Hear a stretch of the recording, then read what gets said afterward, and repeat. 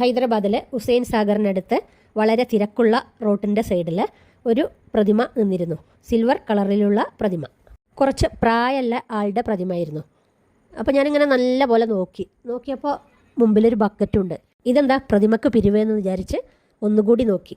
കുറച്ച് സമയം ഞാൻ അതിനെങ്ങനെ ചുറ്റിപ്പറ്റി നിന്നപ്പോൾ ഭാഗത്ത് ചെറിയൊരു ചലനം.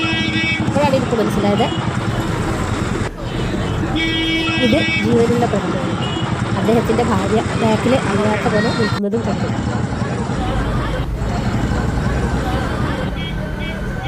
പൈസ ബക്കറ്റിലിട്ട് ഞാൻ എണീറ്റ് അദ്ദേഹത്തോട് അച്ചാഹേ എന്ന് പറഞ്ഞപ്പോൾ അദ്ദേഹത്തിൻ്റെ മുഖത്തൊരു ചിരി വിടർന്നു. സൂക്ഷിച്ചു നോക്കിയാൽ നിങ്ങൾക്കും കാണാം ആ ചിരി.